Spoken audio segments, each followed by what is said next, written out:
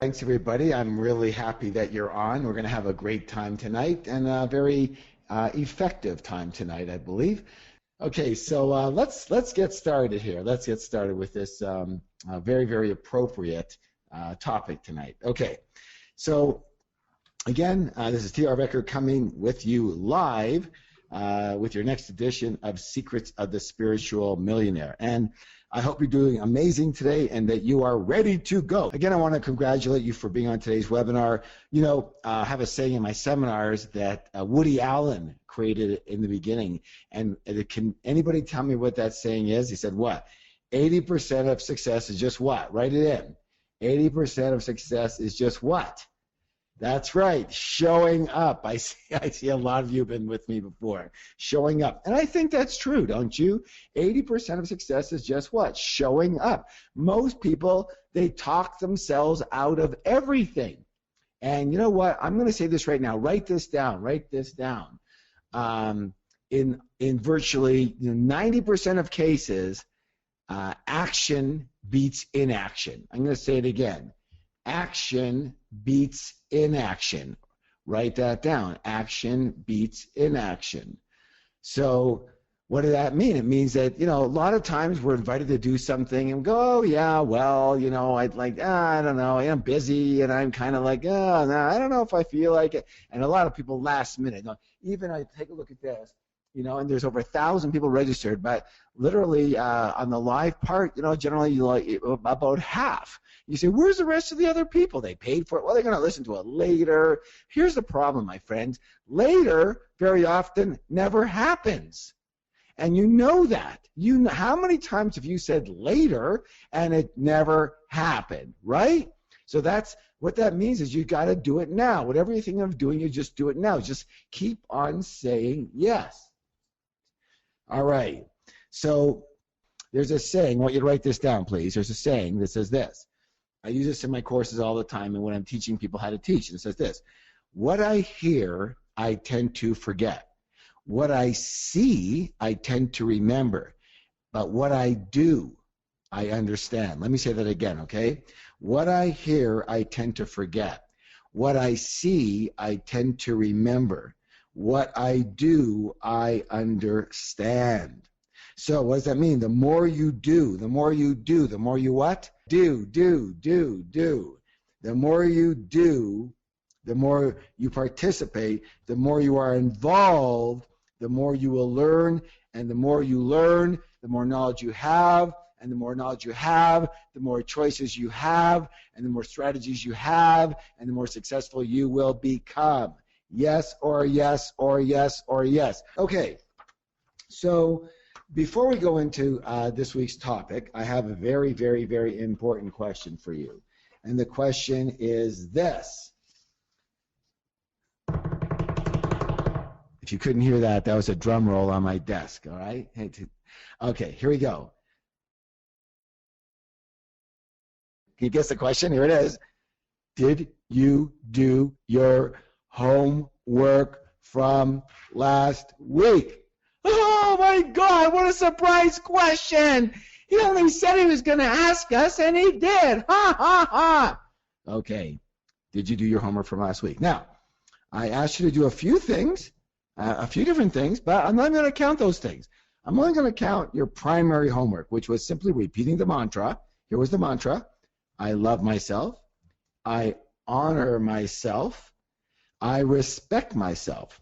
3 times each. 5 different times a day, okay? That's it. So first, let's see who did this work. Here's the thing. This week I want to talk about your homework in a very specific way, and that is this. That is that how you did it. In other words, the fact is that you did all of it, some of it, or none of it.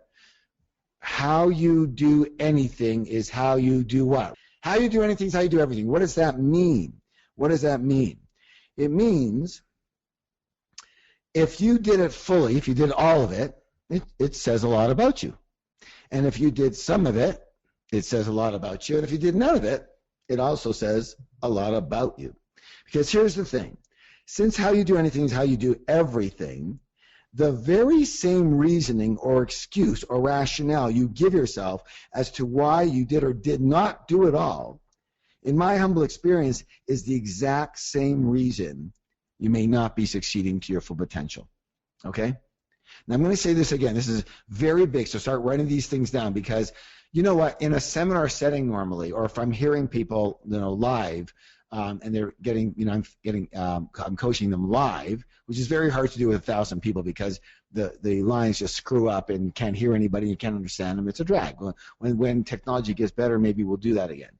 But when I hear people live, especially in the live seminars, it's very interesting that I give a homework. Now listen closely to the homework. I say, at every break, you need to meet someone new.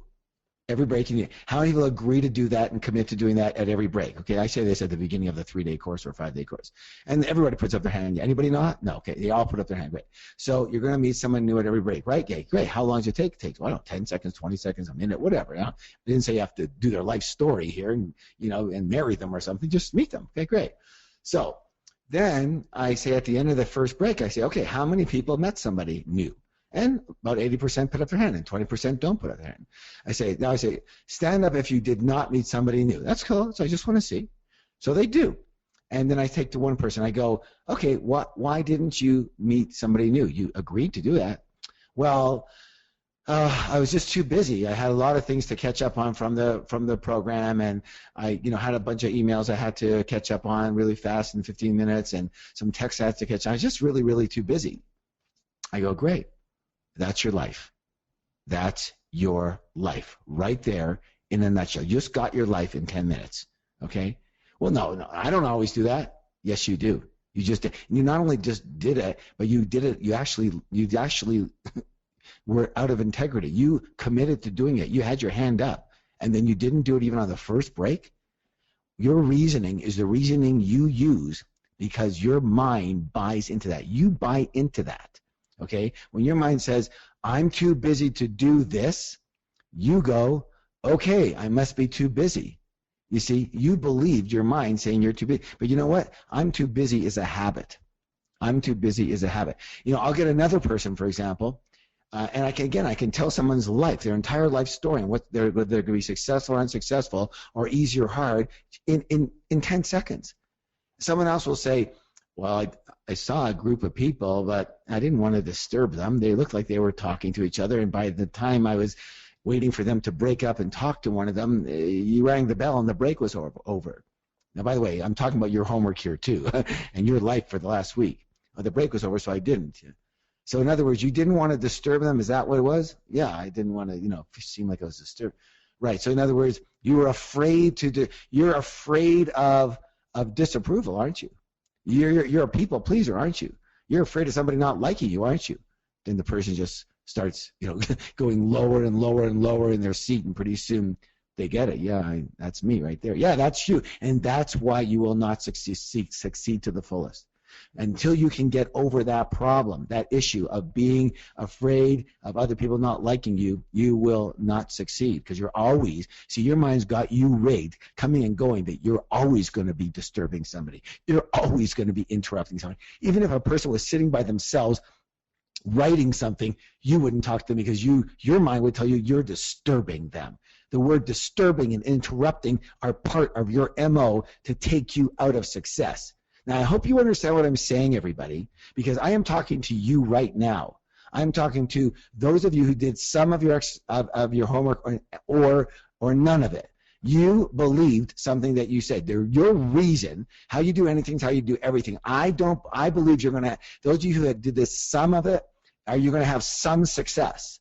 Those of you who did none of it, I think is going to be very, very, very, very challenging for you to be successful when, as I said last week, being successful and being rich is a lot harder than doing a mantra 5 times a day that takes a total of, I timed it.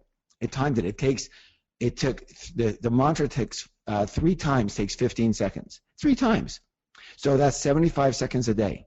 75 seconds a day, and you're telling me that you have a reason for not doing that? Well, Harv, I don't know that it's going to work. Okay, great. There's your life.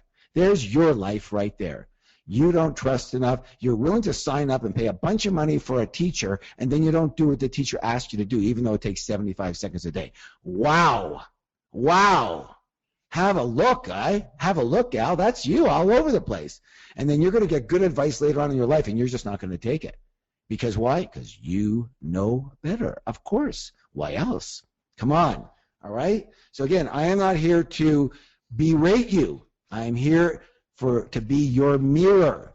Your mirror. And when you don't do what you say you're going to do, by the way, if you said, and you committed last week, and most of you did, that you would do the homework and you didn't, then you're out of integrity. And that's a whole other discussion, isn't it? Well, I'm not out of integrity. Yes, you are. You said you're going to do something, you didn't do it. That means you're out of integrity. You did not keep your word. People don't keep their word, have a hard time being successful long term. They can be successful short term, but they'll lose their money. And I'll tell you that right now, okay? Okay. So, very good, very good, very good. Now, let's see what it takes here. Good. Okay, so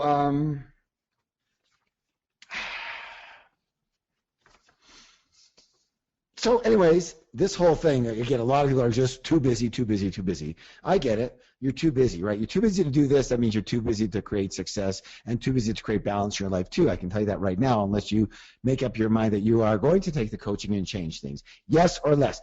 Yes. How many of you understand what I'm talking about in how you do anything, how you do everything, and how you did this exercise shows up your habit, shows up your mental habit. It just shows it up. That's all. Someone says, David says, I need reminders. Okay, David, do you want to hire someone for reminders? You can hire me for reminders. I'll remind you to do your homework 5 times a day. It's only $5,000 a time. So you give me $25,000 times 7. Just send me a check for $175,000. I'll be happy to give you your reminders, okay? Is that worth it? Because you need reminders, right? David, why don't you create your own reminders? Put a alarm clock. Bring somebody else with you. Do what you need to do. If you know, listen, David, that is a really, really, really, really good observation. A lot of people need reminders, but they're not even astute enough to realize that they need it. David was astute enough, aware enough to realize he needs reminders. Good. David and everybody else, create a system of reminders for you. Flip chart paper, a time watch, an egg thing, whatever it is, create that system because you can use it not just for this, but for everything in your life. Yes or yes or yes or yes or yes. How many of you are learning something right now? How many of you are learning something right now? Again, my lessons, the lessons I teach, the principles I teach go further onto every part of your life. And I do understand it's not comfortable to hear this. I get it. But remember what I said last week. If you keep doing what you've already done, you'll keep getting what you already got.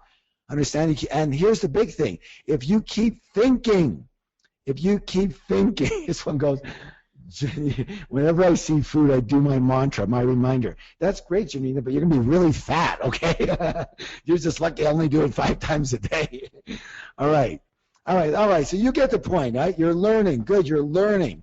Listen, the coach shows you what you're not seeing yourself. That's all. That's what a good coach does. I don't have to tell you how amazing you're doing every time. I have to point out what the issues are. And you have to be courageous enough. You have to be strong enough. You have to be open enough to take the learning in and see how it pertains to you and go, yeah, this is me sometimes. I get it. This is what I do. This is how I do it. I'm not going to try and be defensive here. I'm not going to try and I don't want to be defensive here. I'm going to be open and just let me assume that it pertains to me full on. How do I use this learning? My goodness. That's like a coach telling Tiger Woods, you're not keeping your left arm straight, man. You've got to keep it straight or you're going to be, you won't be able to hit the ball. It's as simple as that.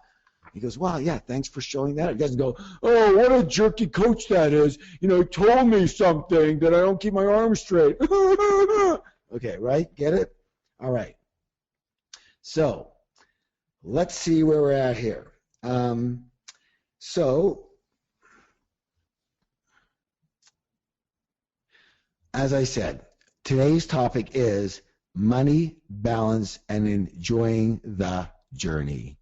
Let's just simmer down a little bit and let's balance out and let's just enjoy this journey for the next hour and a little bit. Okay?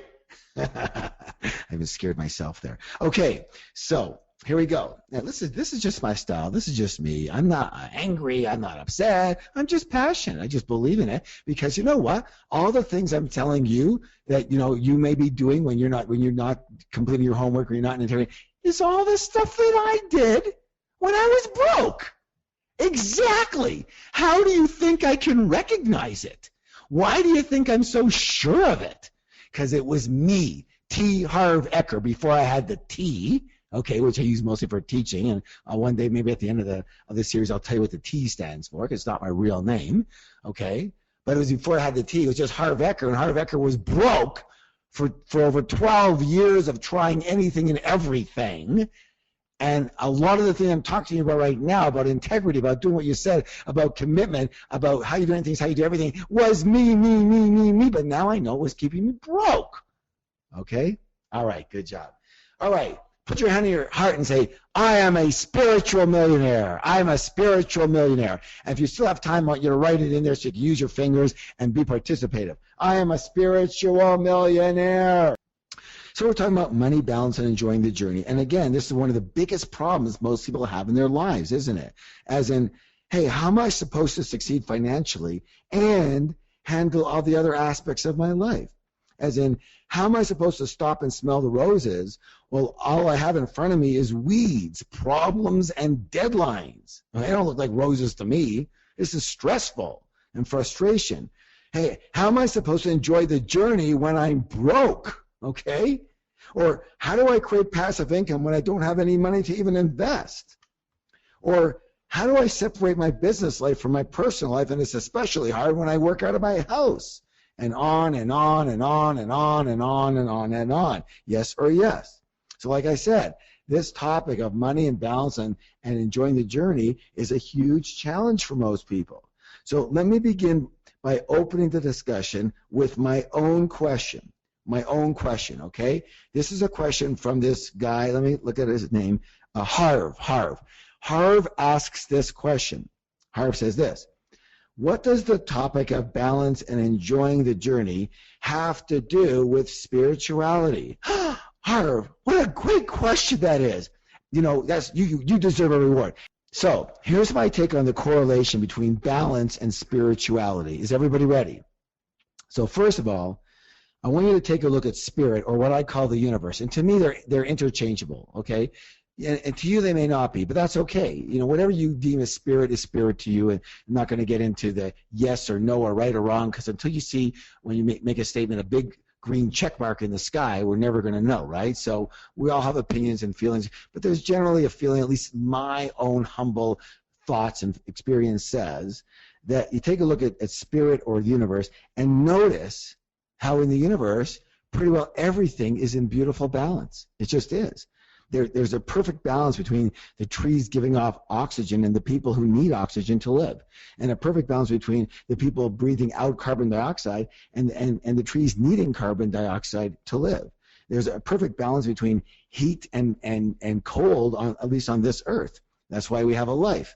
There's a perfect balance of salt in the ocean for the fish to survive, and a perfect balance of no salt in certain lakes for those fish to survive, right? And notice that if you're very fortunate, you have two legs. Why? So you can balance. Try to get around with one leg. Not only is it very strenuous, you're going to fall over a lot. And also notice this. In the universe, on our planet Earth, which is our reflection of the universe, yes or yes, I want you to notice that when things get out of balance, what happens? A disaster happens. When the winds are out of balance, what happens? A hurricane or a tornado. All right? When water's out of balance, you have a flood. You understand? When rain's too much, instead of rain's out of balance, you get flooding. You have disasters. And then you notice how few times this all happens. So all the other times it's in balance. And then what happens is homeostasis. It goes back to balance. So for me, the universe is in balance, and therefore, because the universe is in balance, that means you have to be in balance, and yes, that means even while you are striving for success. You don't put your life and your balance on hold while you strive for success for 40, 30, 20, 10, or 5 years, do you? Well, most people do, and that's not what we're buying into here. Okay. Now, as for enjoying the journey, again, to me, spirit is light instead of darkness. It's light. It's a light force. Spirit is peace. Spirit is joy. Meaning, again, that your natural beingness is joy. And that includes being joyous, joyful, while you are striving for success. All right? So, you don't want to live based on a means to an end. All right? Most people do that. Most people, write this down. Most people live means to, so write this, means to an end thinking. Means to an end thinking does not usually result in happiness. Means to an end thinking does not usually result in happiness. So what does that mean? It means most people, they say, well, I'm gonna sacrifice my happiness now for the good of my future later. And you know what? That's a big problem. It's a huge problem. I'm going to tell you why in a little bit, but just stay tuned for this because this is a big, big biggie. So sacrifice my happiness now for my happiness later. Okay? That's the way a lot of us were taught. But you know what? Most of us, that is not the way to do it. You know what? Here's what I'm going to do. I was going to save it for one of the questions, but I'm going to tell it to you now, okay? Because a lot of people say they like the front end of these talks because, they get the data. So write this down, everybody. This is huge. This comes from the belief that I'm going to sacrifice my happiness or anything else now for my happiness later, okay? And here's what it is. I want you to write this down.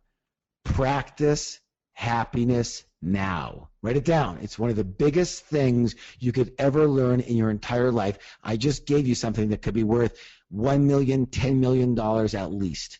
Okay? Whatever you paid for this program, put another 5 zeros and that's what this is worth. Practice happiness now. Everybody write it down. Practice happiness now. I practice happiness now. Why? Why is this so important? Let me tell you a quick story, okay? So I was living in Fort Lauderdale, Florida, and I was living in, because I was broke at the time, I was living in my parents' condominium in an older age community. I'd say old age, but I'm almost that age now, so forget, I'm not saying that. I'm older. I was in my early 20s, and I'm telling you, I would go for a long run, and then I would jump into the pool. And around the pool, there were all these people, and every one of them was at least, 65, 70, 75, 80, 85, 90. And they're all sitting around at tables playing cards or talking or whatever. And I would be listening to these people every single day, all the time, when I jumped into the pool. And that was, for a good 15, 20 minutes. And I began to notice something. Would you like to know what I began to notice? Is that here I was, this young buck trying to, become successful and, willing to do whatever it takes. And what happens is, of course, when I get to be an older person, when I'm older, I'm going to be successful, but fine, I'm going to be happy. I don't have to work anymore. I've got the money. I'm going to be happy. Yes or yes or yes. That's my thought. Of course, I'm going to be happy then. I just have to work hard now, then I'll be happy. But I started listening to the conversation a little closer. And you know what I heard? This is what I heard. Complaint after complaint after complaint. Bitch, bitch, bitch. Wah, wah, wah. Well, whatever, And I was in shock. These people were not happy. They were not happy. It was sad for me to see it. And this lesson came, again, I believe in spirit, so this lesson came right through to me because I felt so bad for them because I already realized about the power of habit. And I'm looking at these people, and none of them are happy. And I go, you know why they're not happy? I got this message into my, just right in through my heart. It said, you know why they're not happy, Harv? They're not happy because they never were happy. They're not happy now because they weren't happy before. Because happiness is a habit. Write that down. Happiness is a habit. Write that down. Happiness is a habit like everything else. Meaning that We are creatures of habit. So if you're not happy now on your quote-unquote journey to success and through success, if you don't practice being happy now, you really actually have to practice it, force yourself if you have to, and I'll tell you some ways to do it. One of them is just be present. But if you're not happy now, what makes you think that you're going to be good at being happy later? Here's the answer, my friends. This is worth millions and millions of dollars. You won't be happy later. You can't be happy later. Why? Because your dendrites, your neurological pathways in your body and your mind and your spirit only know how to be unhappy. You're not good at being happy. So in other words, you can't just not play golf your entire life and then pick it up at 65 and be a Tiger Woods. It's just not going to happen. You can't have a habit of, walking, let's say, with your most of your weight on your left foot because you hurt your right foot for 40 years, and all of a sudden, and 40 years later, you're going to walk mostly with your right foot. It's not going to happen. In other words, you are a creature of habit. You're going to do what you've always done. What you were doing when you were 20, 30, and 40 is what you're going to do and what you're going to feel like when you're 60 and 70 and 80. Wow, wow, wow, wow, wow. What an insight. You think it's all going to change just because your age changed, just because you became financially free? It's not going to change. You won't change. You're going to be the same you pretty well with a lot more money and a lot more years. Why? Because you're a creature of habit. If you want to be happy later, practice being happy now. Write that down.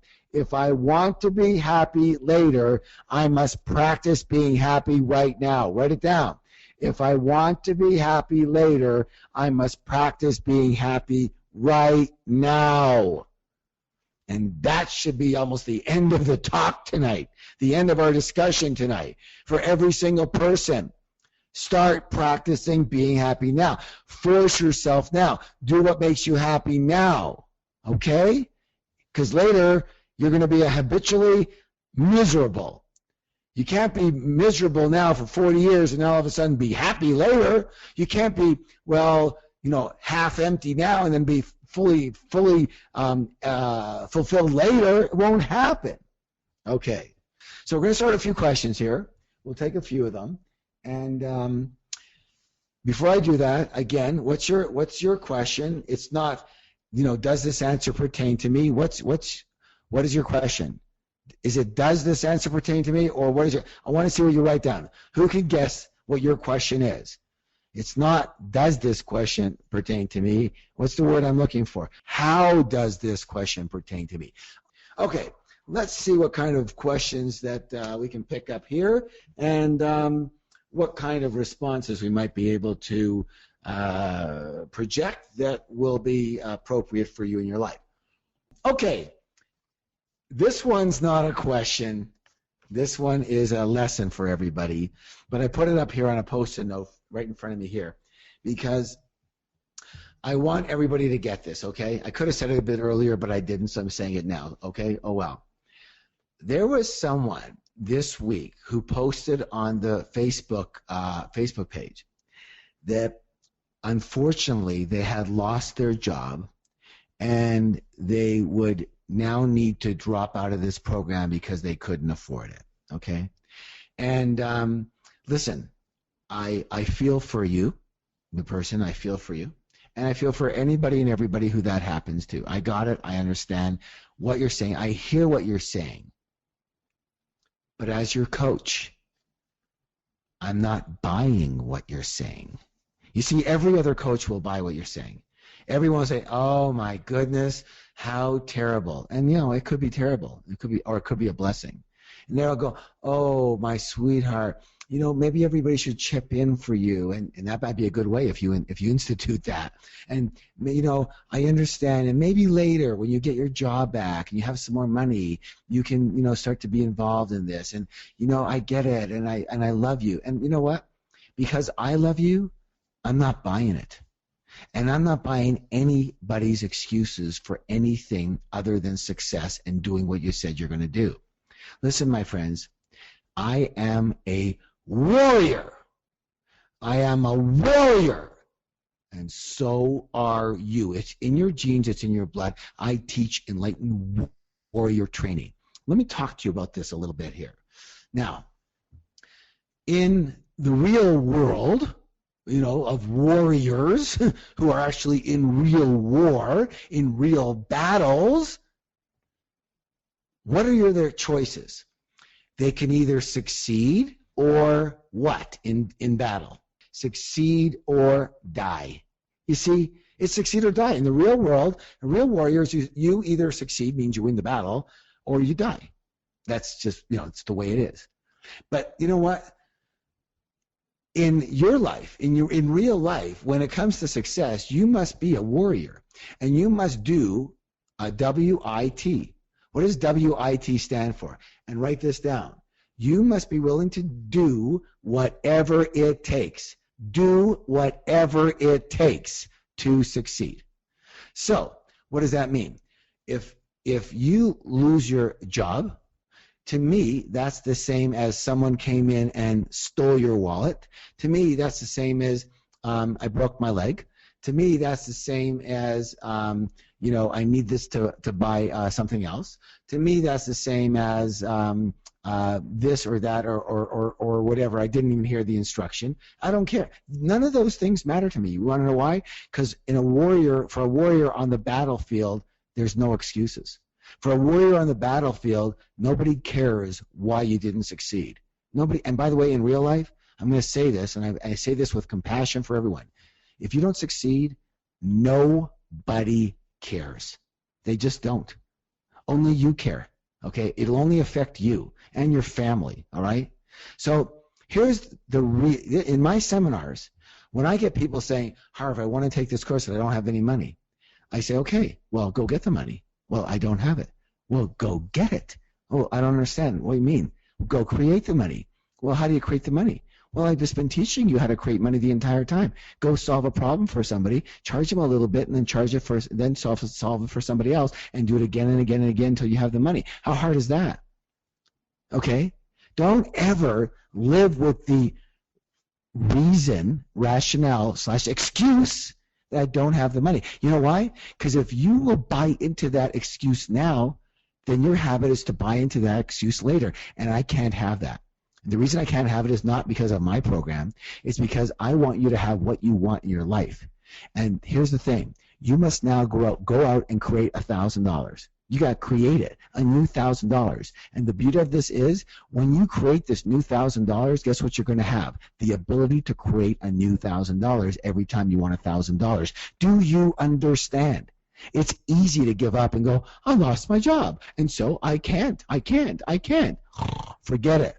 You are dealing with somebody here who's at the upper echelons of success, at the upper echelons of coaching. I have over 1 million students. That's more than 99.9% of every teacher in the world times 1,000, okay? 1 million of my own students.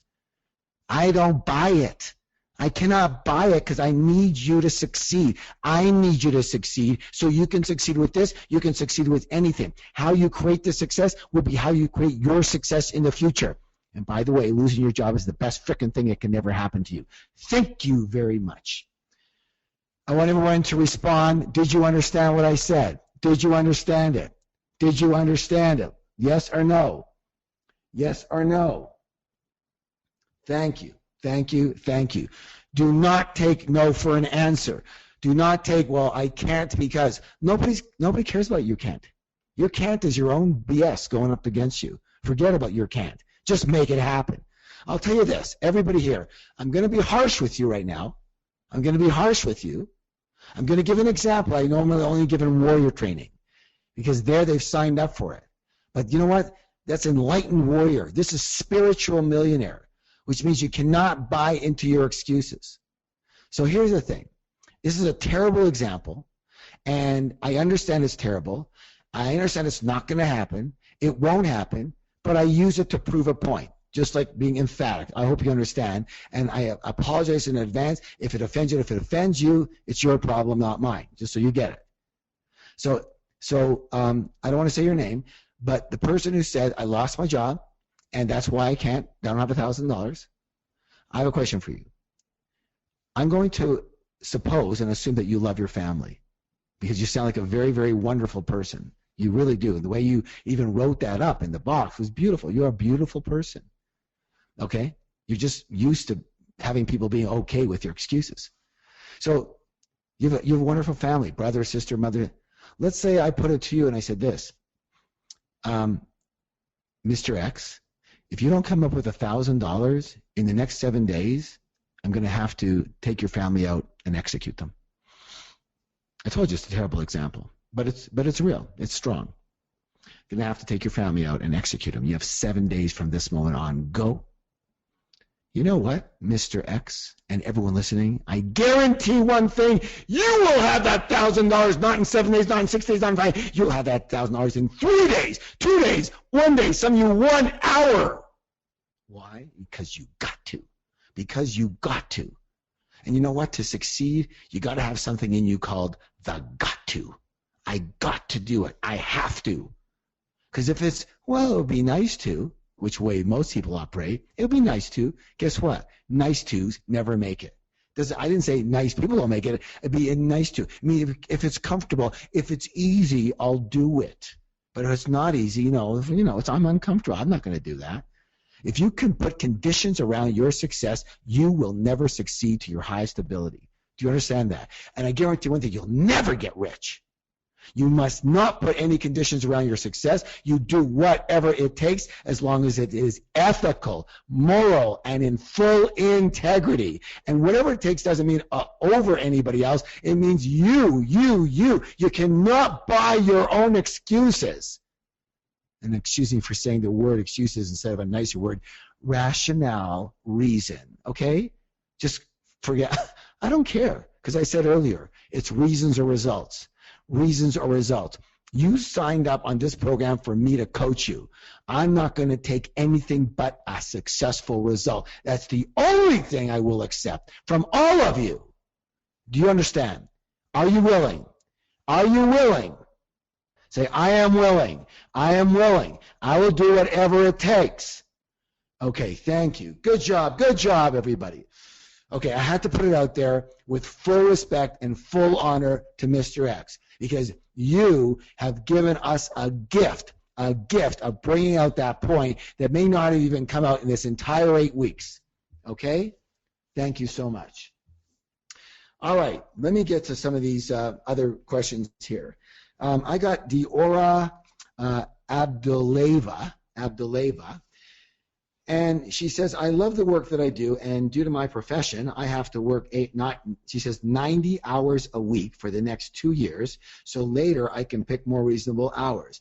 My partner wants me to be a housewife and take care of the kids, and then only work if I have time for it.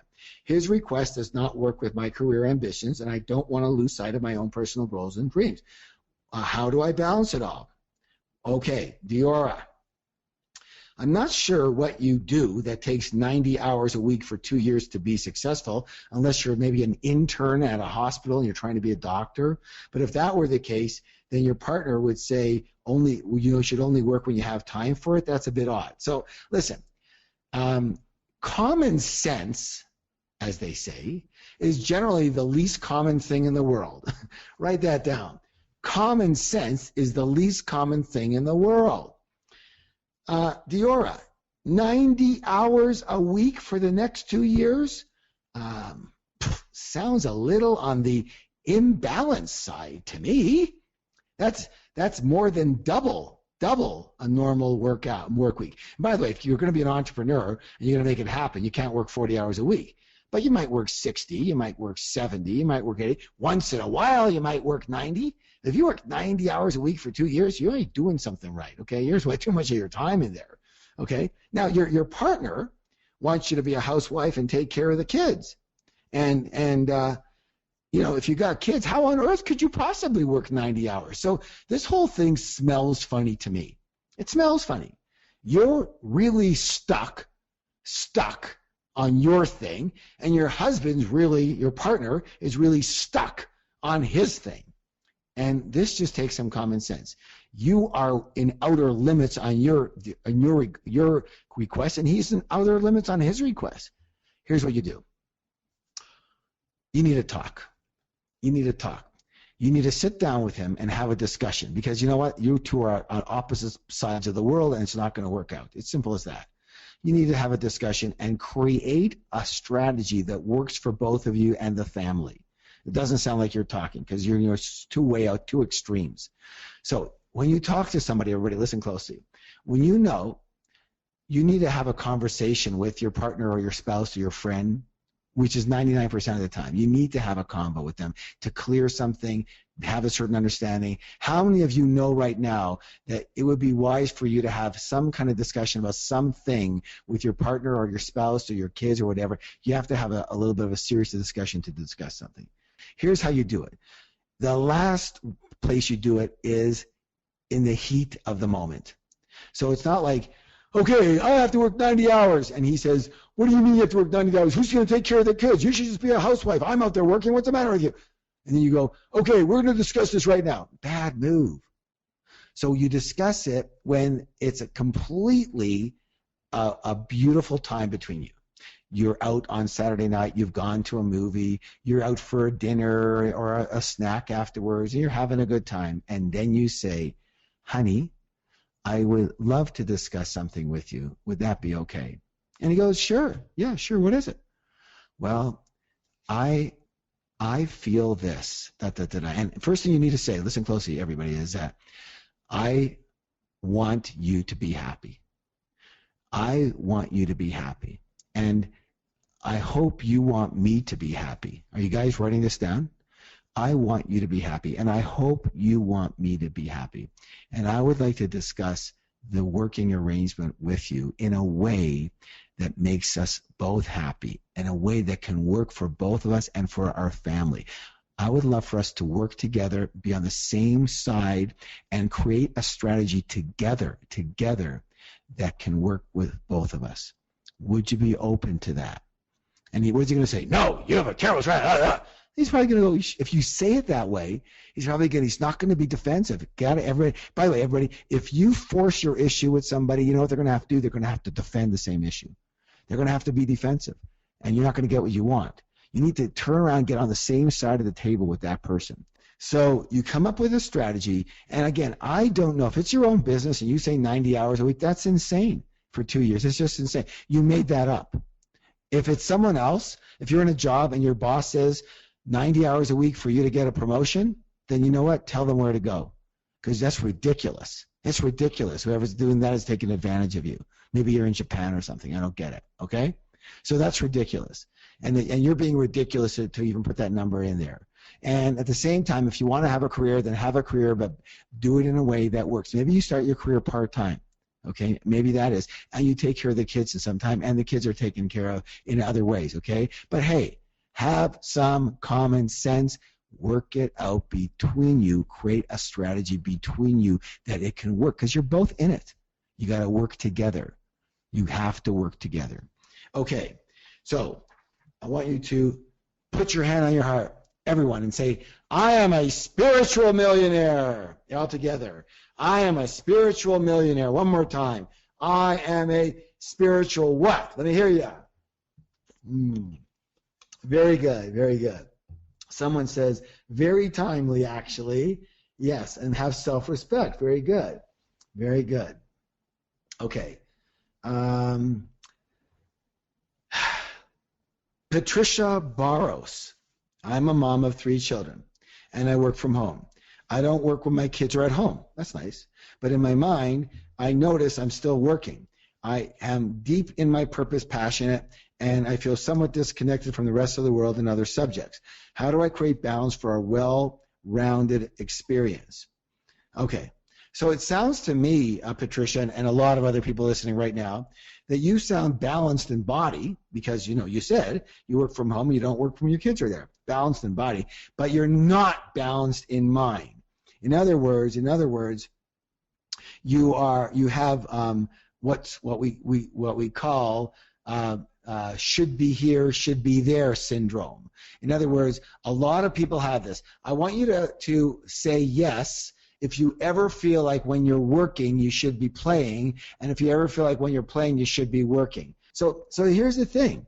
The thing is that all of this is in your head.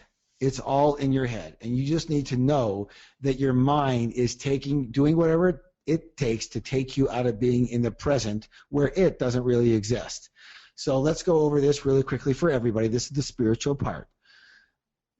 In the present moment, you are your most peaceful and your happiest and your most aware and your most powerful, okay? In the present moment. And when you are with your kids, you should be with your kids. And when you are with work, you should be with work. And a lot of times our mind will come in and make us feel guilty. What's the word?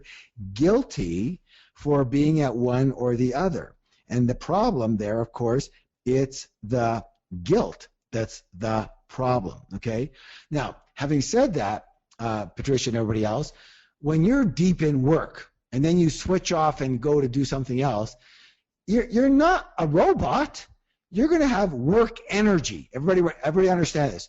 Everything is energy. Everything is what? Everything is energy. You're going to have work energy if you've worked for a while, okay?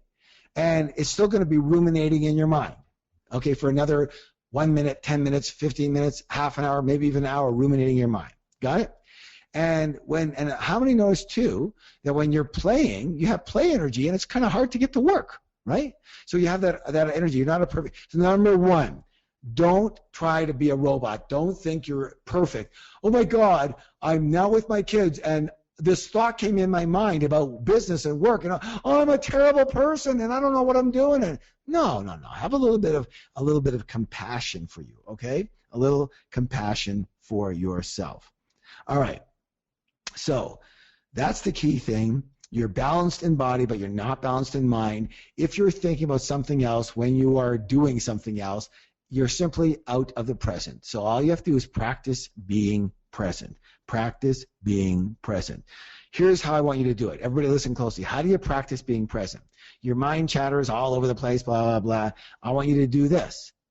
Be aware that your mind is scattered or your mind's on something other than what you're doing. Become aware. It's number one, awareness. And then number two, I want you to take a deep breath. Inhale and exhale. So number one, awareness. Number two, breathe.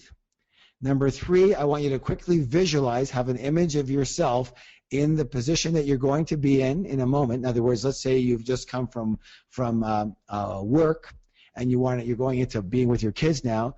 So visualize yourself playing with your kids and then open your eyes and smile and just start right into it. Okay, that'll help clear the energy. Clear the energy, be aware, take a deep breath, visualize you into your new role, and then smile and go into it. Understand? That'll help clear that residual energy. And don't try to be perfect, because none of us are perfect except for in the spiritual world. Everybody put your hand on your heart and say, I am a spiritual millionaire. I am a spiritual millionaire. Okay, Patrick Bredberg, and this is a good one for everybody, of course. When I'm inspired and have lots of energy, I often try to do too many things at the same time.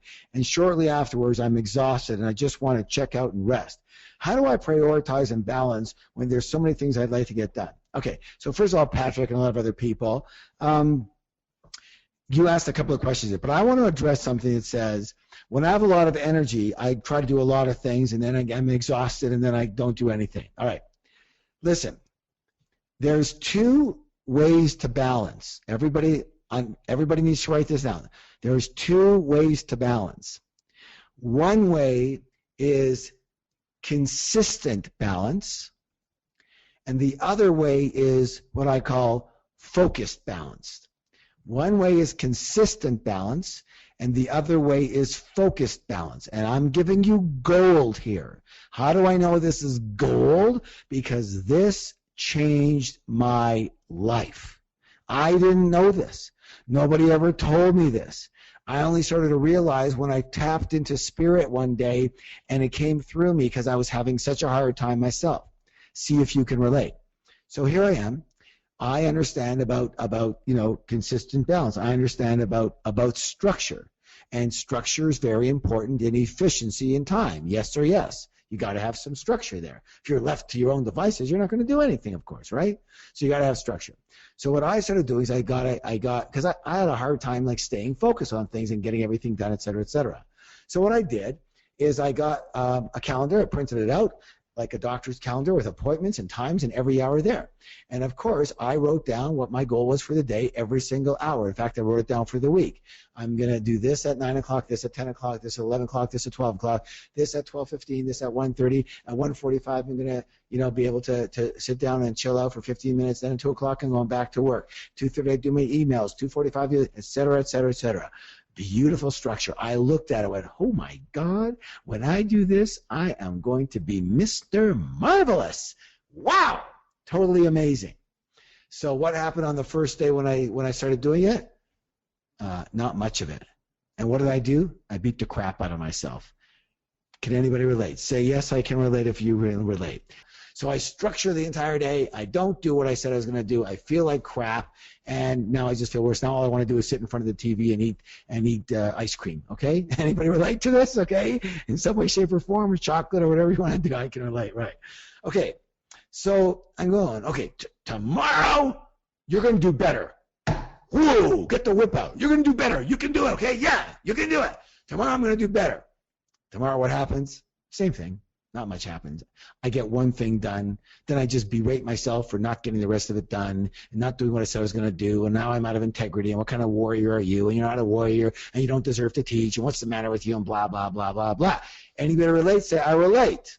So all of a sudden, I started realizing that, you know what, I just got this hit, and I go, well, I know structure is good and structure is helpful. I know I need it, but I just can't do it. And so this other thought came to me. And the thought, again, I get a lot of hits from the universe. And the universe said to me, Harv, do what works for you. What? Do what works for me? Well, what works for me is ridiculous. What works for me is I don't want to have any schedule. Come on, I'm a free bird. I don't have any schedule. I'll do things when I feel like it. That's what works for me. And then the voice reminded me and said, no, I said works for you. Works for you, as in is successful for you, as is an effective for you, as in it creates results for you. And I got a whole different take on it. So what you're saying, universe, is that I've got to do it in my style, but it's got to be effective in the result. Is that what you're saying? And, of course, in the conversation, it said, you got it, brother. You got it. And so I said, okay, well, what does work for me? What is my style? And I'm more of a free bird. So, this 1 o'clock, 1:15, 1:30, 2 o'clock, 2:30, 2:15, 4 o'clock, that's just not me. Now, it may be for some of the people on this call right now and half the people in the universe who are left brain and logical and beautiful that way. But you know what? That's not me. So I go, you know what? I'm going to do something different here. I'm going to structure, but I'm going to have a loose structure. And I'm going to say, I'm going to use a Post-it note. And by the way, the universe told me to do this. It said, don't write on a big piece of paper. It said, I only want you to write on a Post-it note, and a small one at that. I want you to write 3 intentions for the day, and that's all. Just 3 things you will get done, three intentions that you want for the day about, what you need to get done, etc. And do it in priority. Just 3. Now, if you do more after that, that's all bonus, but nothing is needed after that. Just 3. That's all, and it must be on the Post-it note. And if it can't fit on the Post-it note, it's too much. So when my mind goes, only 3, I have 15 things I have to do. I can't just write down 3 things. Write down 3 things. Keep a list of everything you have to do, but for today, write down 3 things that from that list that you will do. It was very hard for me to look at it and take it seriously, but I did. I wrote down 3 things. I said, I'm going to finish this in the first 20 minutes. Do you know how long it took me to do the 3 things? All day. All day. How long could I have done it? Well, if I was super focused and super perfect and super robot, 20 minutes. But it took me all day. Of course, I had to look through my emails, and I had to, get a drink of water and go outside, and I had to take a little break here, and I had to, check out this website, and, I had to take a call from my son or from my daughter, and, you know how it is. But you know what? I got all 3 done by the skin of my teeth. And I looked at it, and I put a big, big red check mark over my Post-it note, and I put it on the wall. And when I looked at the wall, I went, good boy. Yeah, you're a winner, man. You did it. And for the first time in a long time, I felt good about my day because I didn't try to do too much, and I did it in my style. So here's the thing, guys. Everybody listen up. We all have our own style as to how we balance or how we are productive during the day. For some people, the left brain, logical based people, they need to know what they're doing pretty well every minute. 1:15 this, 1:45 this, 2:30 this, 3:15 that, etc. And I'm not going to, exaggerate. Some people by the hour, etc. I got it. It's good. Some people have to, and some people do that. And you know what? It works for them. It's effective. Mwah! Do that. That's you. Do it. That's what you should do. But everybody else, the right-brainers in the world, the ones who are on the more creative side, the freewheelers, if that's not you, don't do that method. It will never work for you. I am giving you permission right now to say, to that method, hey, take off. Don't be near me. I can't handle you. I don't want you, okay? So have a freewheeling style. I gave you the method. Take a Post-it note. Only put 3 things on it. You'll have one sheet of paper that has everything you have to do, for the whole week, for the whole month, whatever, all the things, all your to-do things, et cetera, et cetera. It's got everything in it. It might have 50 things on it. Take 3 things for today and put them on that Post-it note, and that's it. And then if you're now it's 3 o'clock or 4 o'clock and you still have time and you want to do one more thing from the other list, go ahead, do it from the other list. But at least put a check mark on your Post-it note, put it on your wall, and watch how happy you are. I'm giving you permission to do it in the way that works for you. And I'll tell you what, if you do 3 things well and you do them in priority, you will be wealthy. You will be successful and you will not be beating yourself up anymore. You got a style. Use it.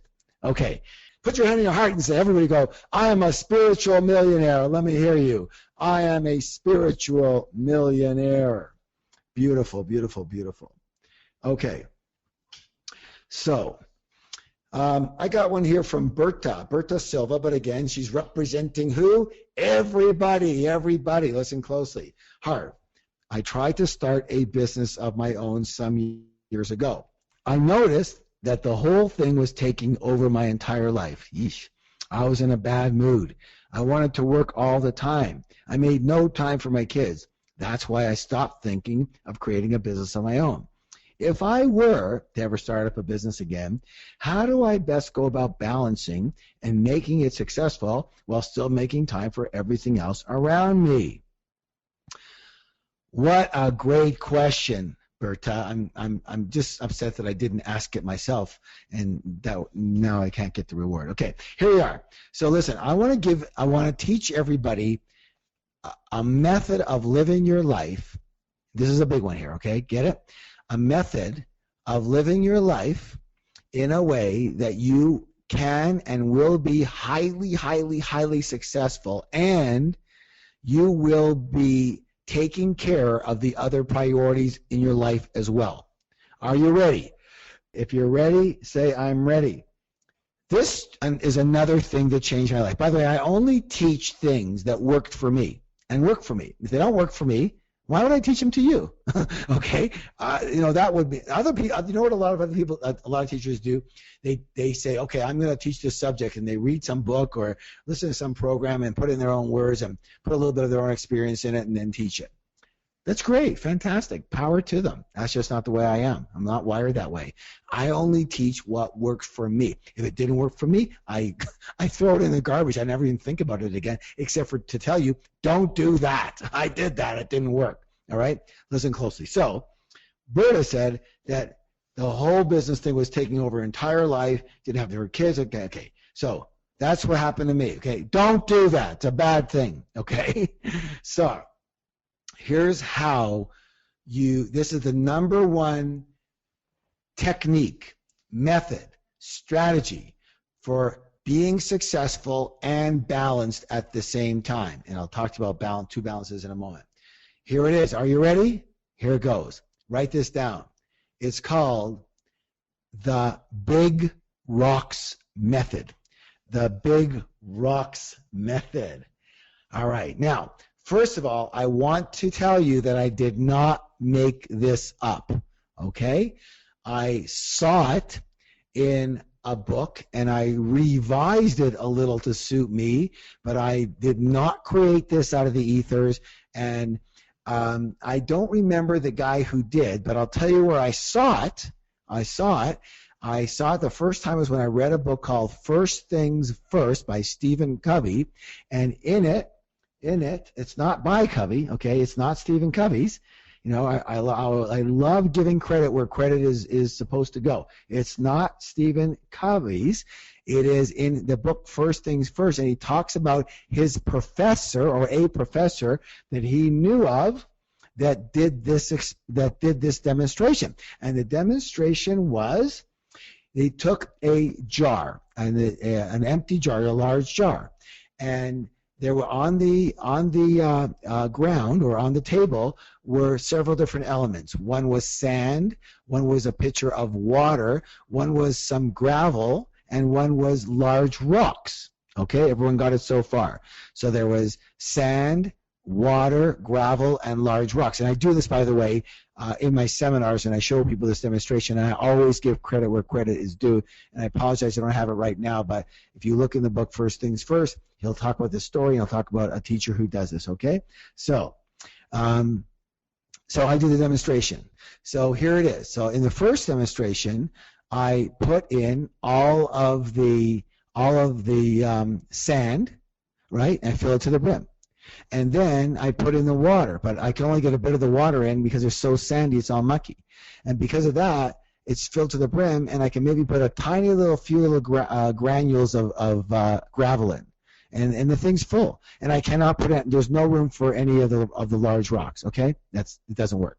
So what happens? The large rocks get left out of the equation. Get it? And I really saw this in my life. So then what I do is I take another large jar, and this time I change the order.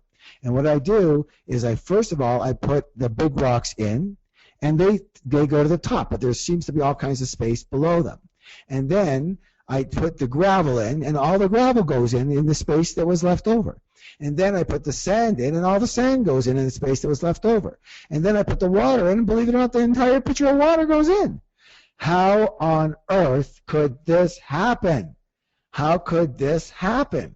How in one order, it doesn't work at all, and in the other order, it's perfect.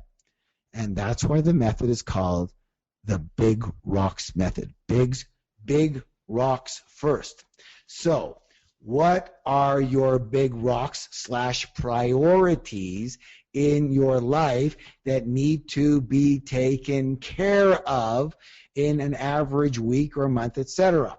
So I want you to write down some of the priorities in your life that you want to make a little bit or a lot of time for. Okay, so let me give you some example. So I want you to imagine you've got a schedule. You've got a schedule, and it's a weekly schedule, and it's a blank schedule. And here's what you're going to do. You're going to make a list of everything that's a big rock for you, a priority in your life, in your whole life. And then you're going to schedule it in your calendar. You're going to schedule it in your calendar. And it's not going to be too many things. So, you know, some things, for example, I know there's a calendar up on the screen right now, but you can see where there's just a few things, a couple of things, 1, 2 things each day that you've scheduled that are big rocks, And like, for example, you've got, let's see. So you've got Monday, Wednesday, and Friday at 7:30. You've got working out. That's all now you've got your exercise time. You've got Sunday nights. You've got family dinner.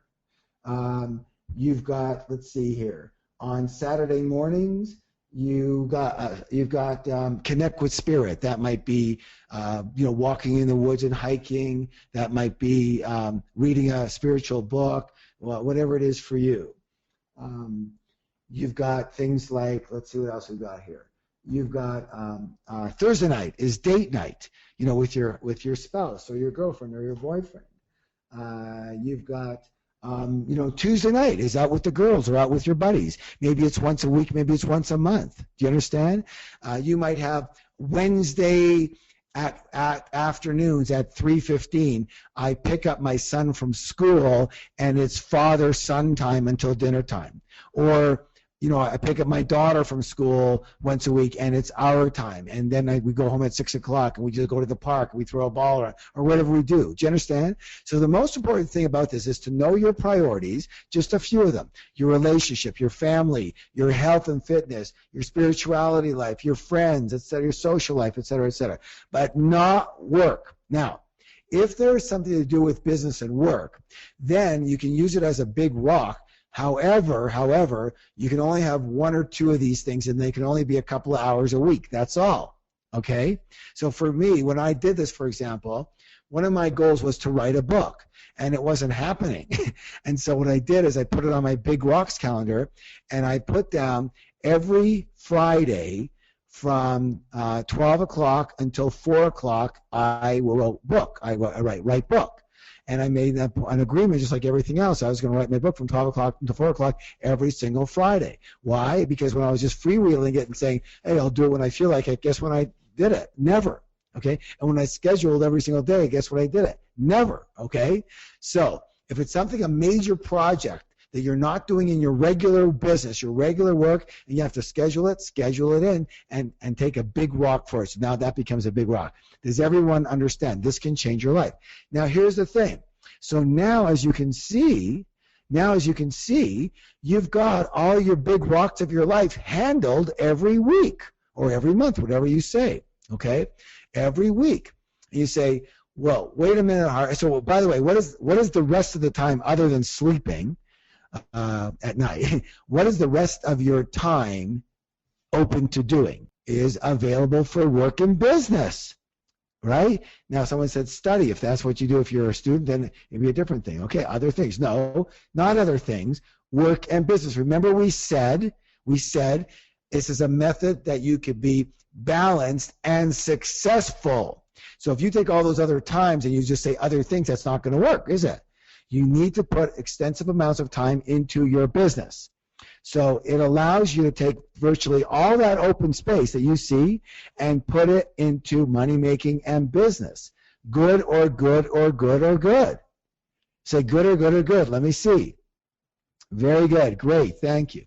So, okay, I understand. Now, here's the other question that a lot of people are going to have, and I'm going to change your opinion about balance right now. So everybody take a nice deep breath. Take a nice deep breath. Let me hear you. And let it go. And I want you to write this down. This is a biggie. Okay? Write it down. Now, by the way, when I ask you to say this is a biggie, what are you doing? What's your mind doing right now? It's on alert. It's going, this is a biggie. Get ready. Got it? Here we go. This is a biggie. Balance. This is the big mistake 99.9% of people make when we talk about balance, when they talk about balance. 99% of people, when they say a balanced life, means a balanced amount of time in each area. So I'm spending, 4 hours a day, or 3 hours a day in business, 3 hours a day with my kids, 3 hours a day with my wife, 3 hours a day working out, 3 hours of this and that, or the opposite. 30 hours a week in business, 20 hours a week, 30 hours a week with this person, 30 hours a week with doing this, 30 hours. And their mind has them believing that that the amount of time equals balance. Okay? I'm going to say this right now. Wrong, wrong, wrong, wrong, wrong. First of all, it is literally impossible to do that. If you've noticed, and this is why most people fail at time management when they're trying to balance their lives and be successful. It's an incorrect assumption that's been fed to you or through you or whatever. It's incorrect. It's impossible. Okay? So it's not about having the same amount of time everywhere. What it's about is having effective quality time in your priority areas. If you think that if you've got 3 kids and a wife, for example, and you've got friends and you want to work out and you want to do this, you want to do and you want to have date night and you think you're going to be able to spend the same amount of time with all that as your business and be successful, Not now. Not until you've got all this in passive income. You need amount of energy to work, okay? You need work energy. Energy is energy, and there's an amount of work that has to go in. Remember what I said one of the first times. All things are one thing. Everything is one thing. What is it? Energy. What is it? Energy. Write it down. What is it? Energy. And therefore, big money is what? Needs what to attract it? Big money needs what? Big energy. So that means for a while you might need a lot of energy too, and long energy too. There's no way you can have equal amount of time. So, but what you can have is quality time. Let me tell you something right now. I'm going to go out on a limb and say, for most parents out there, if you were to once a week, just once a week, and I know you're great parents, if let's say your kids are school age, and you picked up your kid once a week, no matter what grade they're in, or even in university, once a week from school at 3 o'clock or 3:30 when they're done, and for those 2.5 hours, it was just alone time with you and them, and every single week you planned it, and you had a great time together, and you planned out what you were going to do, and every single time was a little bit different and a lot of fun. I'm telling you right now, that's going to be worth 100 times more than what you're doing with them right now. Spending, they're at dinner with you, and then you don't see them for the rest of the night because you're working and they're watching TV or they're on their games or whatever. You never see each other. You drop them off at their soccer game. You do this, and you understand. What the problem is with most people is they don't do quality time in whatever they're doing. So when they work, it's not quality time. When they're with their spouse, it's not quality time. When they're with their kids, it's not quality time. They don't have time to work out. And when they do, it's just a quickie, yeah, okay, let me do a little stretch and get out. There's no quality there. So quality time is what we're going for here. If you have date night with your husband and your wife once a week, and it's just your time, there's no kids, there's no other friends, there's something special that you plan. You take turns. One night it's your turn, one week it's your turn to plan, the next week it's their turn to plan. It's a special dinner, it's out to a movies, it's out to a play, we're going to a hotel. I'm not going to say what you're going to do there, but we're going to a hotel. We're doing this, we're doing that, we're going bowling, let's try night golf, let's read a book together, whatever. It doesn't matter. Just you and your spouse together, you and your partner together. Do you know 99% of people don't do this? And I'll tell you what, this will be so much more effective than the half-assed stuff that all of us do all the time. So I gave you the two biggest things that I wanted to give you tonight so far, and that is I wanted to give you the Big Rocks method, and I wanted you to understand that balance does not mean equal time. Balance means quality time. But at least all of the priorities are handled in your life, including your spiritual life. Maybe you say, you know what, every Sunday morning, whether it's church, whether it's Saturday morning for you, or whether it's your temple, or whether it's just you communing with nature, whatever it is, I'm going to take 4 hours to myself and I'm going to journal in the woods. Just do it. Do this for yourself, and then you know what's going to happen? You won't feel guilty about not having a life while you're trying to succeed, and you'll have enough time, plenty of time, to put in the amount of energy necessary to succeed, and that's a lot. This is an amazing methodology that actually works. Put your hand on your heart. Put your hand on your heart. Everybody say, I am a spiritual millionaire. I am a spiritual millionaire. Okay. I want to take one more very, very quick question here, and then we'll go into our visualization. This is by Jenny Kirkpatrick, and Jenny says this: I am confused. Do I work hard or do I work smart? Jenny, good question. And here's the answer that I would give you. Both. Okay? A lot of people, especially younger people today, don't take offense to this. Okay, but I'm going to say it the way I see it. That's all I can do for you. A lot of people, especially younger people today, they've grown up with the idea, they were in the generation of works smarter, not harder. A great saying. Fantastic quote. Whoever made that up, mwah, beautiful, fantastic. You did a lot of service to the world. And you know what, buddy? You did a lot of disservice to it too. Because you took something, and instead of saying work smarter and harder, Work smart and hard. You said work smarter, not harder. And you know what? A lot of people use that as their rationale, reason, quote unquote, excuse to not work hard. But I've already explained to you the power of working hard. Because working hard simply means to me putting in a lot of energy and a lot of effort. And if you're going to attract big money, you're going to have to put in big energy. Now, here's the thing. So I believe this. Number one, everyone understand this.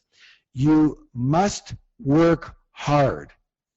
You must work hard. And here's the difference that I put in. But only for a short time. You must work hard, and I would even put very hard. And you can put but only or at least for a short time.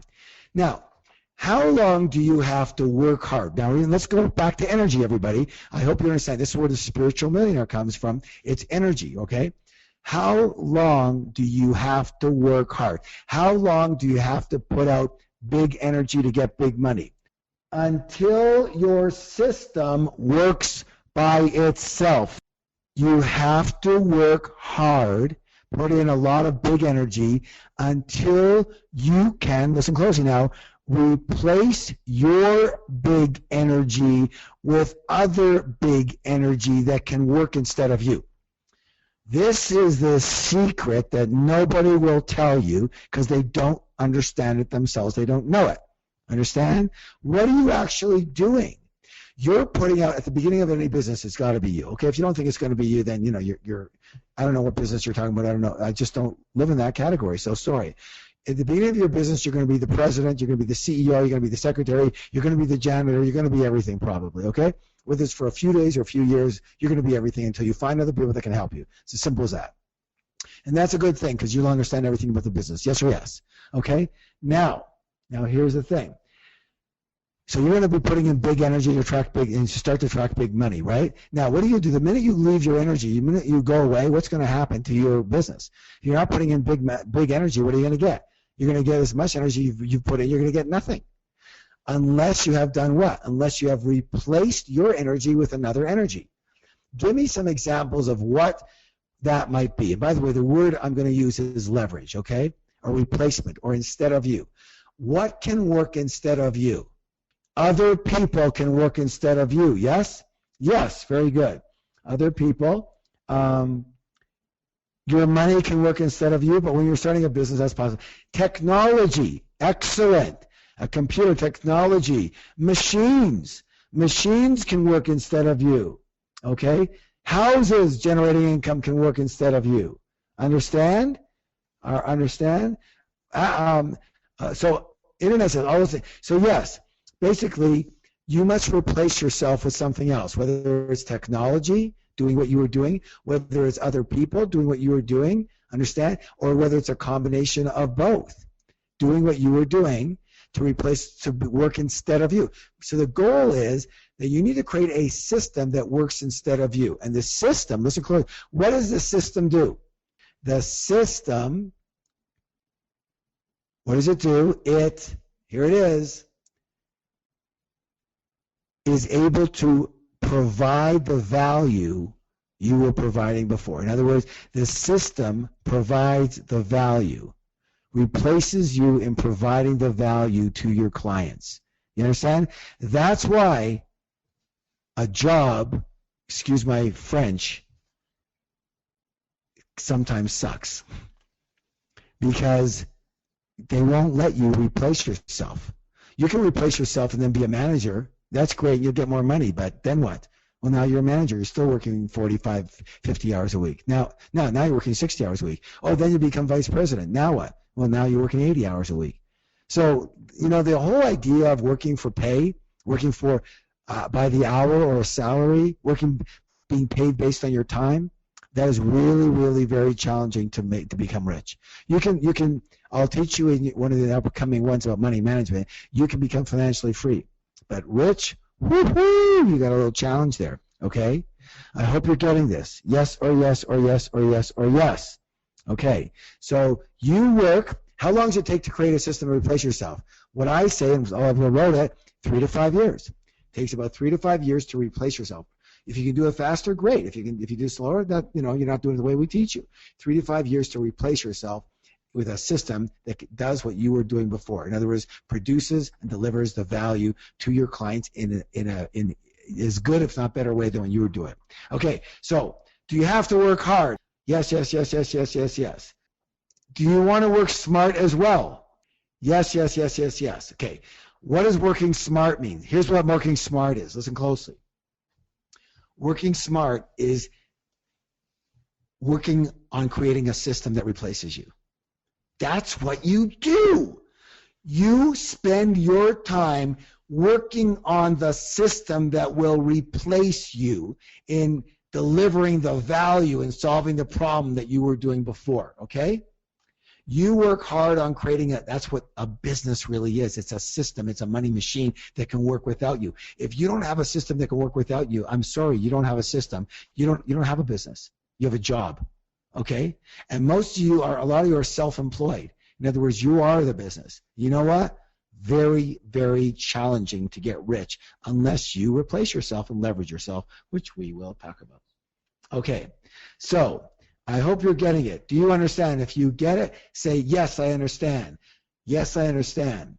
And here is your declaration. I work hard at working smart.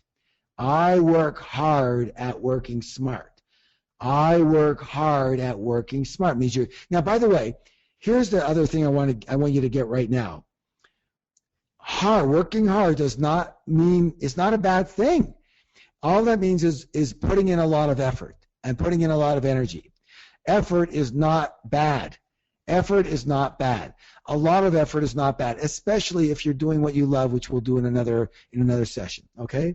I work smart at working hard. It means I'm working at creating a system that's going to replace me. So first I'm testing what I'm doing, and then I'm testing my product, and then I'm testing this and that in the marketing, and now I'm creating a system around it, and that's what you do. And if you do that, I promise you this, you'll be rich.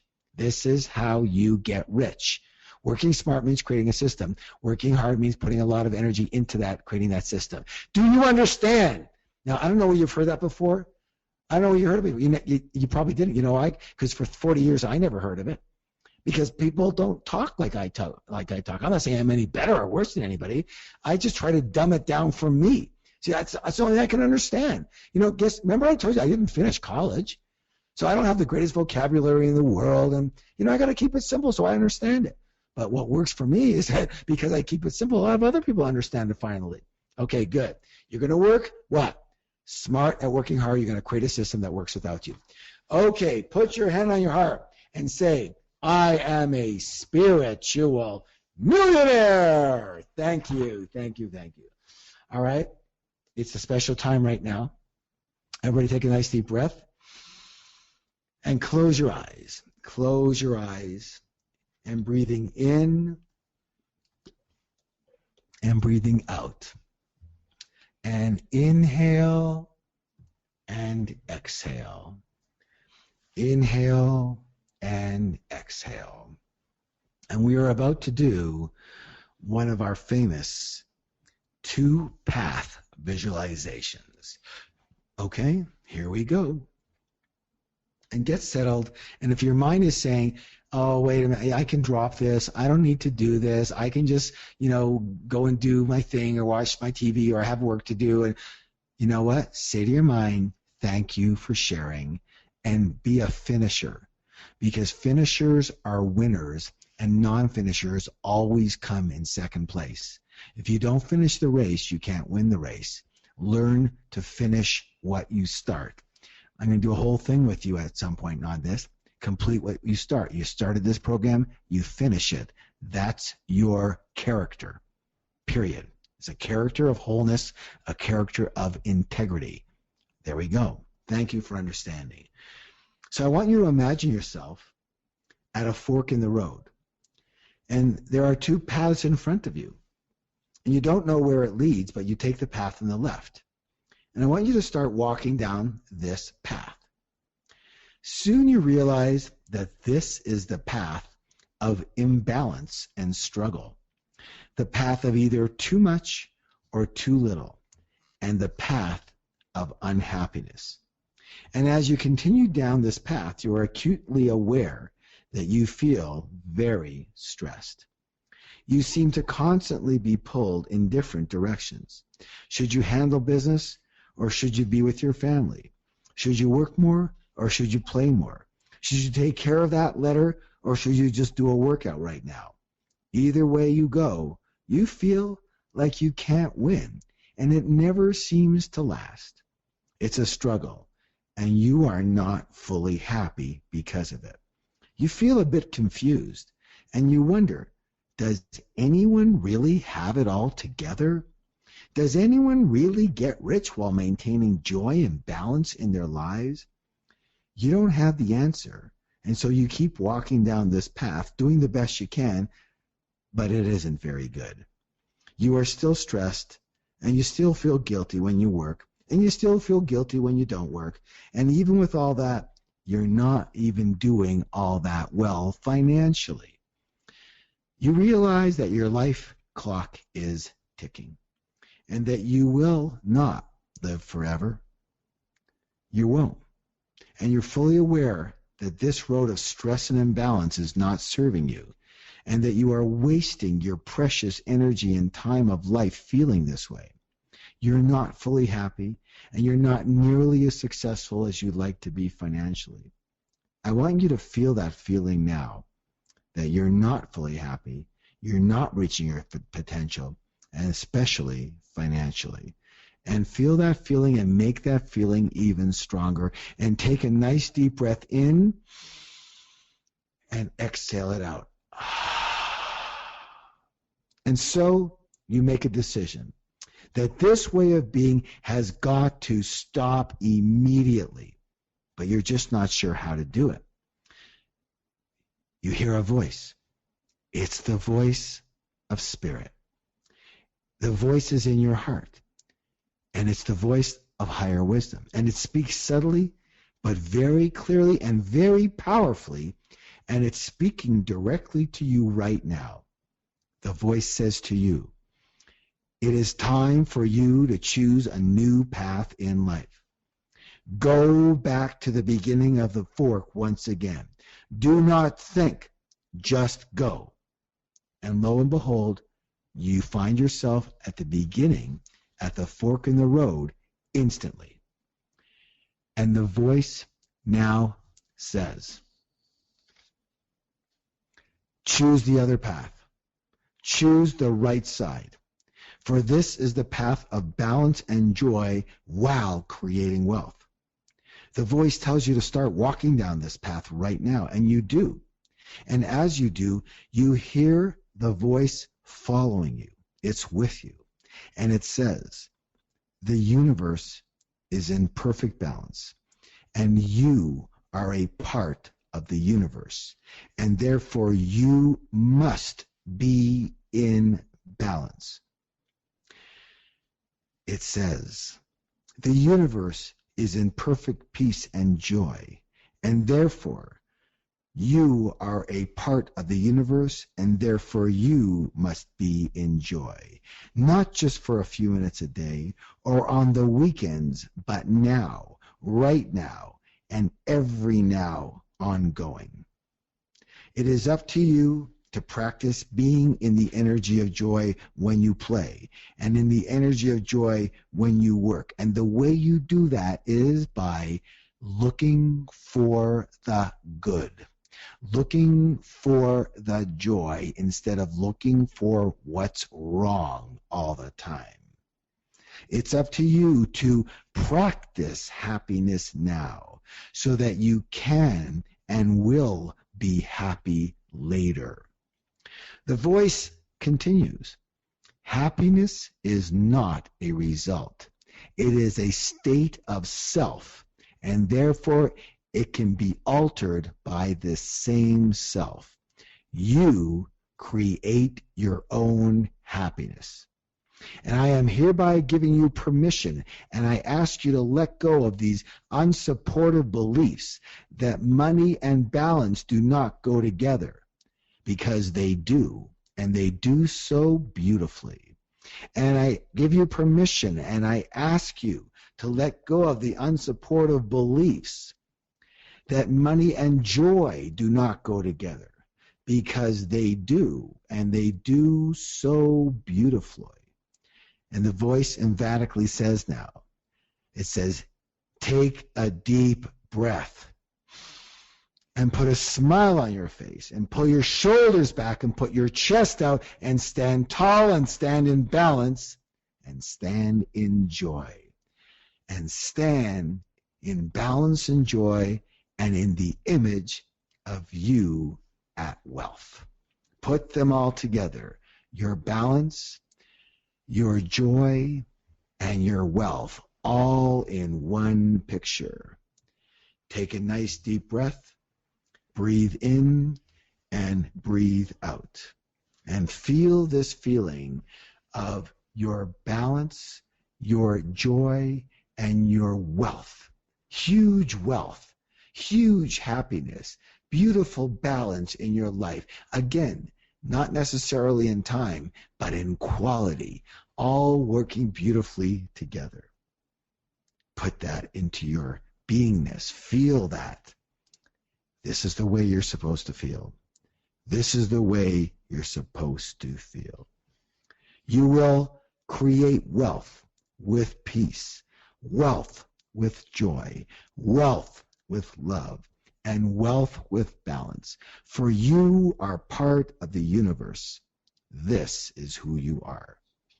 And if you are willing to commit to this path, I want you to nod your head yes. Keeping your eyes closed, nod your head yes.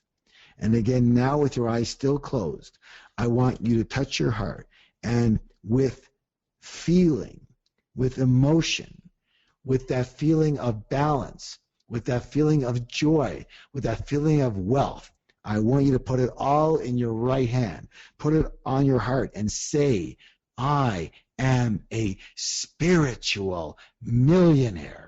And say it again. I am a spiritual millionaire. And one more time, with even more intensity and more feeling, with balance and joy and wealth. Let me hear you. I am a spiritual millionaire. And feel what that feels like inside you. And make that feeling even stronger. For this is who you are. And you would never be on this program, in this program, if you were not meant to be a spiritual millionaire. Breathe in, breathe out, open your eyes, and take a nice deep breath.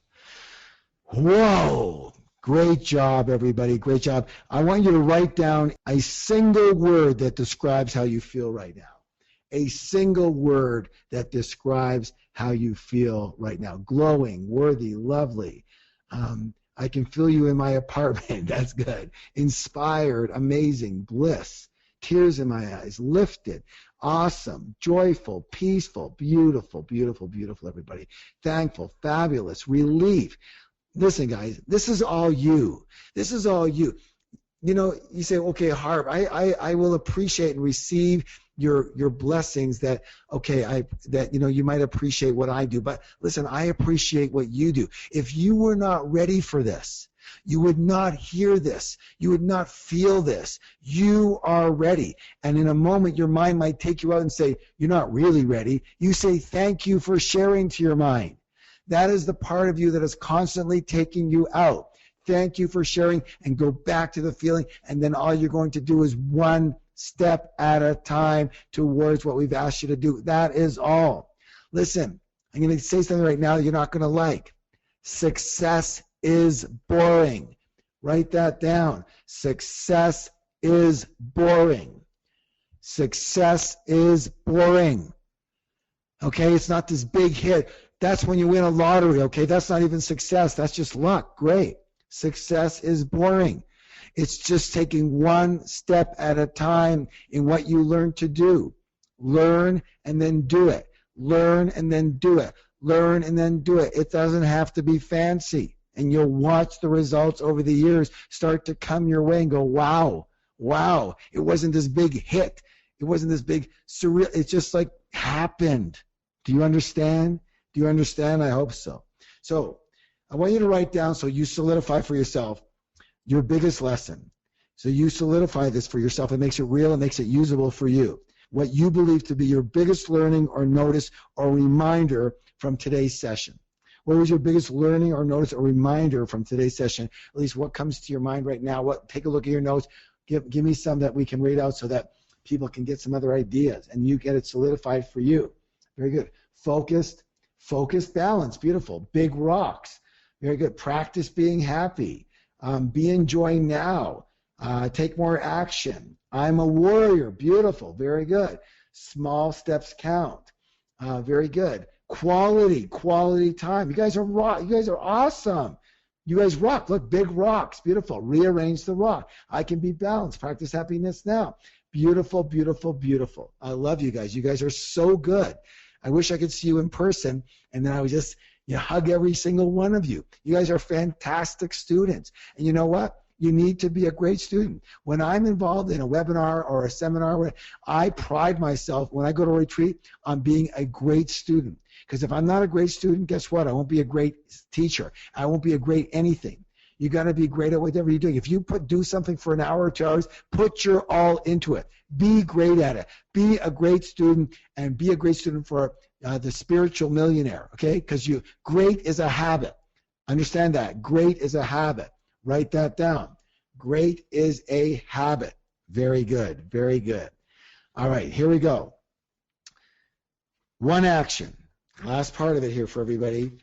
One action. I want you to write. What is one action that you will take in your life as a result of today's session? One change you will make, one action towards that change. I want to see an action.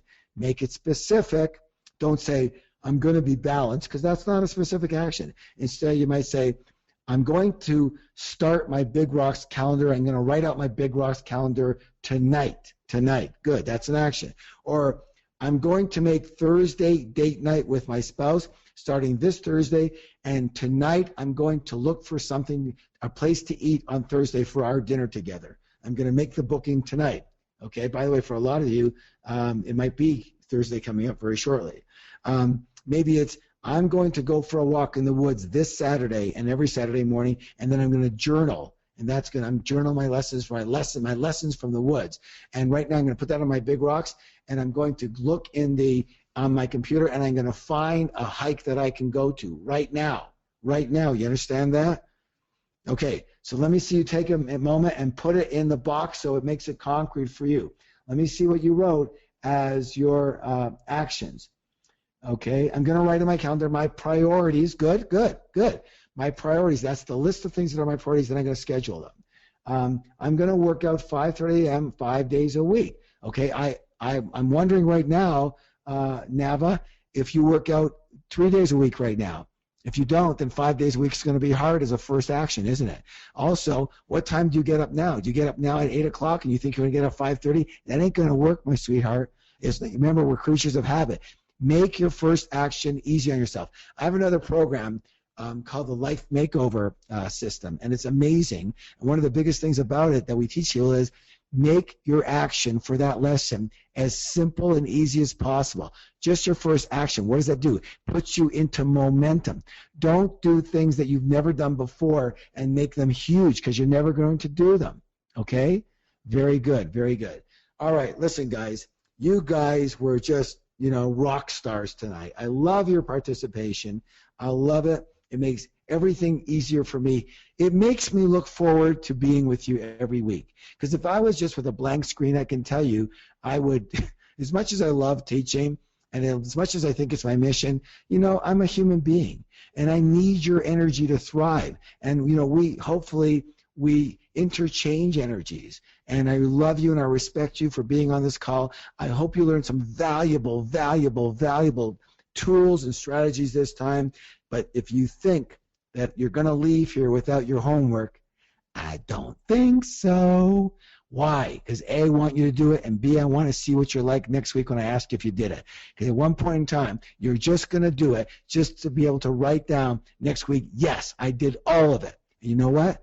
I can promise you something. When you do that, and ask you how you feel, you're going to go, amazing.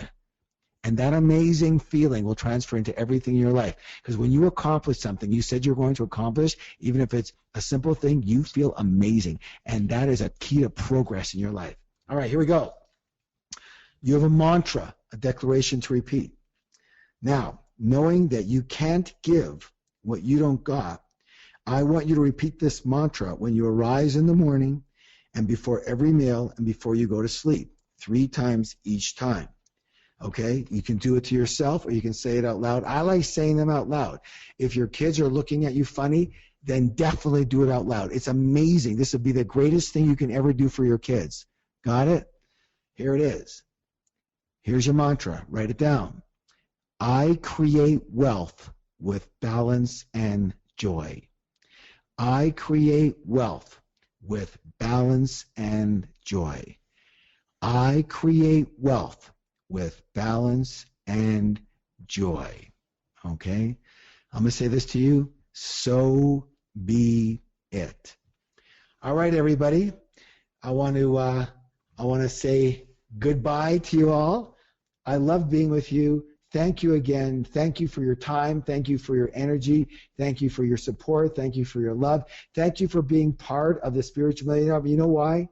I'll say this at the very end of the entire program, but being a spiritual millionaire is essential in society today. It is essential because it is important that the people who get rich and are rich are good people. Good people, because we have so much going on with people saying that rich people are bad. Not only is that not true, it is bad for the economy, it is bad for the country, it is bad for the world. Okay? You're taking the joy out of the pride of success. Can you imagine saying that winning the World Cup is bad? Could you imagine anybody saying that? You know, the whole thing is about getting there, winning it, doing it. So if you take success and you say you make success, high levels of success, don't forget, rich wealth is only a result. A result of what? A result of being successful in what you do. That's all it is. So rich is a result of success. So if you say rich is bad, you're saying success is bad. We need good, kind, spiritual, loving millionaires in this world. And that's going to be you. I love you. See you next week. Mwah.